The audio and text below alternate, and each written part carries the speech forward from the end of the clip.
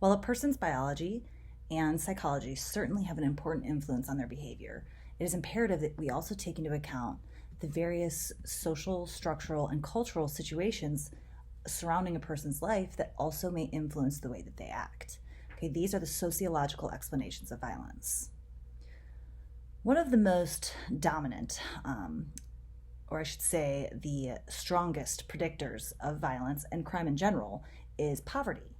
Okay, it's important though, before we go any further, to keep in mind that most poor people will never commit crime. But we do see that rates of violence are higher among those that are living in poverty.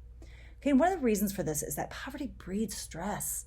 And it is stressful if you don't know how you're going to eat, or how you're going to feed your kids, or how you're going to pay your bills or your rent. You don't know how you're going to get to work because you don't have enough money to get gas. That's a very stressful experience. And as we discussed in the psychological theories, right, stress is certainly linked to violent behavior. Okay, the other thing is that we know for sure that rates of violence are greatest among the poor. Oftentimes, people link violence with race. Okay, and yes, we do see rates of violence are greater among Black and brown populations than among white, but when we take poverty into account, that relationship goes away. So what I mean by that is that it is not so much that race has anything to do with violence, but that living in poverty does. Okay, and in this country, due to a long-standing history of various structural, cultural, and institutional discrimination, a vast majority of those people living in poverty are non-white. Okay, and so again, poverty, once we consider a person's socioeconomic status, that relationship between race and violence disappears. Okay, the other thing that is involved in this connection between economic deprivation and violence, or poverty and violence, right, is that people that live in poverty or that are seriously struggling financially, they experience a great amount of shame, right? And it damages a person's sense of self, right? If you feel like you're unable to provide for your family or provide for yourself even, that can really trigger, right, a lot of unsettling feelings. Okay, and thinking back to the psychological section, right, and connecting that to violence, it should be pretty clear. But some people have argued that it's not so much that being poor is what creates, this, or that may lead to violence, but rather that this idea that you're poorer than everyone around you. Okay, this is the idea of relative deprivation. And if you've ever, gone to let's say you went to a party, right? And everyone's dressed up in fancy dresses, and everybody's in really nice name brand fancy dresses, and you're in a dress that you got at, just Kohl's or something. It's a beautiful dress, but it's not the same quality, or it's not the same amount. You're going to be very aware. You feel that you don't have the same. Think about if you pulled into a parking lot, okay? And on the HPU campus is a great example. If you drive let's say I drive a Volvo, okay? I drive a Volvo SUV, and it's a nice car. I mean, it's fine. It's not anything fabulous, but it's a nice car. It's an SUV. It's in good shape. But I pull on campus, and I park some days, and I'm parked next to a Ferrari and a Alfa Romeo. Suddenly, my car seems pretty bummy, right? And I'm very aware that I'm deprived, that I don't have as much. Okay, and that feeling of injustice, right? Why do they get to have more than me? That is what the argument is that creates the sense of relative deprivation, which is then connected to violence. And just to illustrate to you the connection between economic deprivation and violence, right, we see that this is true not just on an individual level, but also at the macro level. Now, by macro, I mean societal, right? So at the micro level is if we're talking about the individual. Macro is when we're talking about a community or society as a whole. So in this chart, you can see here that the countries that have higher levels of income inequality also experience higher rates of homicide. I feel like it's worth noting that the United States of America is relatively, or may as well be, off the charts, because we see, right, the U.S. is so much significantly higher, both in terms of economic inequality, but also in terms of homicide. So, relatedly, right, is this notion of strength theories. Okay, so strength theories explain why some individuals and groups within a society are more likely to engage in crimes than others. Okay, so this is not explaining why that chart, right, why we see the U.S. as a high rate, but rather why individuals within the U.S. are more likely to engage in crime than other people. Okay, and the idea is that they experience strain because they're blocked from something that they're trying to obtain. So whether that's status or something more material, right? If they're unable to meet their desires or their needs, they experience, or we experience, strain. And this strain can manifest itself in various behaviors. Excuse me. Okay, so Robert Merton is essentially credited with developing this idea of strain theory, and his strain theory began kind of with discussing what he pulled from Emil Durkheim and this concept of anomie, right? And so anomie is a societal state. It's something experienced in a society as a whole. Okay, so this is a more macro level phenomenon, right, in which is an overemphasis on our goals, right? And in the US, our goals are largely monetary and material, okay? And so there's this overemphasis on those goals, but there is an inadequate amount of legitimate means to achieve those goals. So let me translate that for you. For example, we live in a society where, right, our job is to what? Graduate college and get a degree, okay? If you're in college right now, your job is to get a degree, and then what's the point of that degree? Get a job, right? So in the society, we say everybody should get a job. But the reality is, oftentimes we find ourselves with an insufficient amount of jobs to be able to get you there, okay? Or better yet, let's do another example. Everybody should have an A. Everybody should have an A. You should get an A. You should get an A. You want an A in this class. We've emphasized get good grades, get good grades. But let's say you are at a university where there is no tutoring services available, or there is no resources, right? So now you're like, well, I'm supposed to get an A, but I can't even get into the class I need, or I'm in this class, but it's difficult and I don't have any resources to obtain that A, right? And so that experience creates this kind of anomie, right? Which is, again, a societal level phenomenon. But when we live in a society with anomie, that is where we're more likely to experience strain, okay? So strain is kind of the individual level experience of anomie. So this is when we can't access, that's how we feel when we're like, well, I want to do better in this class, but I can't get any help. I can't reach my professor, or I can't get a tutor, or whatever it might be. Okay, and so when we experience strain, according to Merton, right, we react with one of 5 adaptations.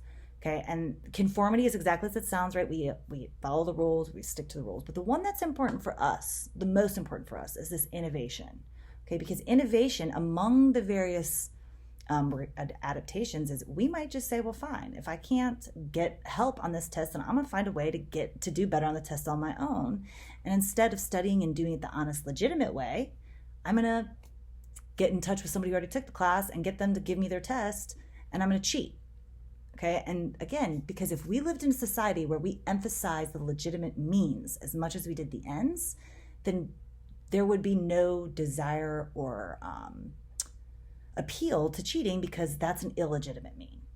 Okay, now this theory is, it's really easy to imagine how this could translate into violence in so many different facets. So for example, let's say you want some money because you're poor and you need money. So you try to work, but you're making, $7.50 an hour minimum wage.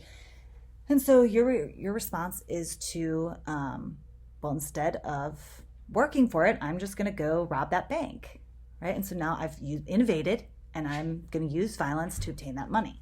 Okay, but Agnew followed up with Merton's work, and he said, well, this is a little too narrow, because there are other forms of strain that we experience beyond simply this inability to access legitimate means. So for him, there's 3 main sources of strain. The first is when we're blocked or prevented from achieving a goal. And this is consistent with what Merton was describing. Okay, but he also added that we lose the loss of a positively valued stimuli. So for example, let's say a family member dies, or your car is stolen, or you're kicked out of school. Okay, how are you going to respond to that? And that certainly is going to cause a person strain. And then the final piece is this introduction of an unwanted stimuli. So what we mean by that is somebody adds, you got a DUI, so now you have to have a breathalyzer in your car. That's certainly an unwanted stimuli. Or your parents don't think you can take care of yourself, so they get you a babysitter, and you don't want that babysitter. Okay, that creates strain. So for Agnew, it expands what Merton outlined as strain, but he also agrees that one of the ways we may respond to strain is with crime or violence. And related to the concept of enemy is this institutional enemy. Okay, and so for institutional enemy, there's this, it's solely focused or stems on the American dream. Okay, so the American dream is what, right? Big house, white picket fence, dog, cat, family, job, nice car, living the dream, as they say. Okay, but for Rosenfeld and Mesmer, they said that this overemphasis on the material and monetary success in the U.S. that is outlined by the American dream, okay, is problematic because we don't emphasize the means of getting to those goals. Okay, and so again, if you don't see anything referring kind of to the American dream and how the United States and the way it's set up encourages people to adhere to certain expectations and norms that are very difficult to achieve, then it's not institutional enemy. So there's also some cultural and subcultural theories that are worth noting as well within psychological or sociological explanations. Okay, the first is the subculture of violence, and these are within the greater culture, right? You see these little pockets of communities that kind of develop their own norms and expectations of certain behaviors. So this really grew from an effort to explain why we saw such higher rates of homicide among young African American men in the inner city. And what they found is that in these communities, the norms that have developed, violence is seen as appropriate and completely acceptable, if not even necessary and admired. Okay, and so one of the most easiest ways to understand this and to see this is to think about the concept of the code of the streets. Now, there's a great video that I will link to it that is done by the man Elijah Anderson who developed this idea, but it's basically this idea that in areas where police presence is low, okay, the community develops kind of their own street code, street laws, right? Norms to police themselves. So this is things like, you use violence to defend your honor. You stand up for yourself. You don't let others push you around. You retaliate. If somebody comes at you, you come back. You don't just bow down, right? Because they can't call the police to handle their problems, so they have to handle themselves. And there's some other subcultures that we see where there's higher levels of violence. So for example, in the South, we know that the Southeast in particular has higher levels of violence than everywhere else. And that's related to the cultural norms and values that are more prevalent in the Southeast than they are in other places. Okay. Now, these are related to social learning theory, this cultural adaptations. Cultural adaptations are kind of macro level learning theories. So social learning theory is rooted in this idea that behavior is learned, okay? And violence is a behavior. Thus, violence is learned just as we do everything else. And it's learned through various rewards and punishments, right? If you hit someone and it feels good, that's a reward. If you hit someone and you get away with it and you don't get punished, hey, let's keep at it. Now, let's say you hit somebody and it doesn't feel good, or you hit somebody and you get caught and you get arrested. That's a punishment, and it's going to make you be less likely to use it in the future. Okay, we use models and people around us to imitate, right? We look to people around us and then we model their behavior. So if our mother or father is hitting the other person, we're going to model our behavior off of that and learn that abuse in a relationship is normal. Okay, and the differential association theory was kind of the beginning of this in criminology, which is simply this idea that we learn definitions that are favorable or not to certain behavior. Okay, and so for example, if we learn, here's a great example. When I was 18, smoking cigarettes was like cool, right? It was presented as cool, images of it were cool, and it was our definition associated with cigarettes was that it was cool. Today's generation, not so much. Y'all think it's lame, right? And so your definition, how you've learned it, was that no, that's not something you want to do. Okay, and so so if you learn definitions related to violence that it's good, then you're going to be more likely to use it. And this is also related to media violence. Okay, there's a lot of discussion about the role of the media in creating violence. And now let's be real clear here, y'all. Media violence doesn't cause violence per se. Okay, but it does teach us kind of how to interpret and understand and to feel about violence. And so when we have high levels of exposure the way that we do, we begin to become desensitized to that violence. And so this is rooted in this idea of script theory, which is, as I was noting, this kind of learning how to interpret things. Okay, script theory, we learn to associate roles and behaviors with certain situations. So if we learn that this problem should be handled with violence, then we will. Okay, and if we learn that this is not okay, then we're going to think it's not okay. Now, still related to this learning theory, right, is this idea of the cycle of violence, or how I most commonly refer to it, which is the intergenerational transmission of violence. And it's exactly as it sounds, right, that violence is transmitted through generations. And so this image that I have on the left here, I think really captures kind of what we're talking about well, right? That if if the dad or the grandfather, whoever, is yelling at the mom, she's going to learn that, and she's going to yell at her kid, and he's going to yell at his kid, and and it keeps going on. Okay, and so for example, we know and we see that people that have been spanked or physically disciplined as a child, they're more likely to do the same to their kids, whereas people that were not are much less likely to do so. And so this is so critical because they learn that violence is normal. So remember I was saying about if we see our mom and dad engaging in abuse, then we learn that that's how a relationship should look. All right, so I had a hard time putting this here because, to be honest with you, self-control theory it could be a psychological theory as well-ish. But self-control theory is this idea. It was developed from Gottfriedson and Hershey's general theory of crime. And so they were trying to develop a general theory, meaning a theory that can explain everyone, all the time, all situations, everyone. It's a general theory. Okay, and so the idea is that we have a mechanism in ourselves, that is our self-control, that keeps us from engaging in poor behaviors, or if we don't have a high levels of self-control, is not activated to prevent us from doing things. And so criminality or violence is nothing more than a result of low self-control. And for Gottfriedson and Hershey, it develops by about age 8, and it stays stable until, throughout our life. Okay, and so, if that example I gave way earlier with if somebody's yelling at you in the face at the bar just over and over again, and you're like, if you have high levels of self-control, you might be able to refrain. If you don't, then you might actually end up just decking this guy or girl, whoever it is. Okay. All right. So the final theory that is critical to understand for our sociological explanations of violence is social disorganization. And so remember we talked about anomie being a macro theory. Social disorganization is as well. So what that means is it's not concerned with individuals' behaviors or traits of individuals. Instead, it's concerned with the traits and the characteristics of a community, of an individual, of a community or of a neighborhood or of a society. And what about it facilitates or not violence?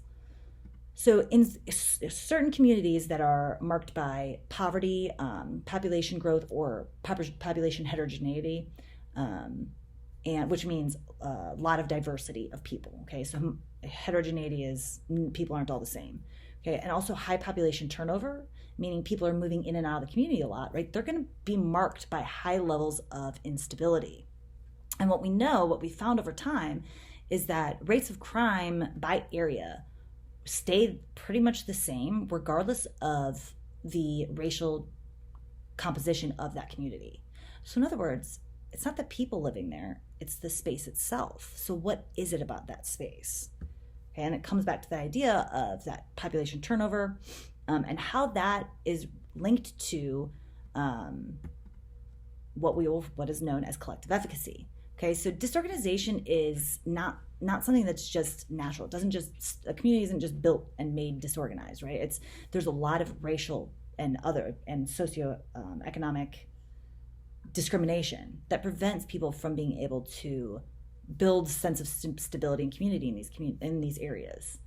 Okay, and so collective efficacy is one of the most important concepts from social disorganization. And what we're talking about here is the willingness of people to intervene and to exercise what is known as informal control. So if you're doing something bad and I see it and I just ignore you, then I'm not exercising any informal control. If I see you doing something bad, I'm like, hey, what is that? What is wrong with you? Why would you do that?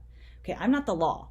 So I can't formally control your behavior, but my disapproval, my disappointment, that can influence your behavior as well. And that is what we're talking about in terms of informal control. Okay, but also what's more is I can't just be willing to exercise that. I also have to be able to trust others. So think about if you live somewhere and you were out of town. Do your neighbors come and check your mail?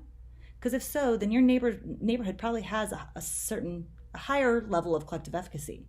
But if your neighbors are moving in and out every couple months, how would you ever develop that? You wouldn't know them, right? And that's why areas that are marked with population turnover and population heterogeneity are less likely to experience that. But it's important to note that collective efficacy is dynamic. And what that means is that it can change, okay? If a community starts to experience less population turnover or starts to develop, different community programs that could help bring them together, then they might start to build collective efficacy. Or maybe 3 of your neighbors move out in 1 week and then suddenly you don't know these new people and you don't really get along with them. Now the collective efficacy you once had is dwindled away. Okay, and so taken together, the biological and the psychological explanations already provided, you can see the sociological piece is kind of that final piece to the puzzle that helps us create a more comprehensive explanation for why violence occurs.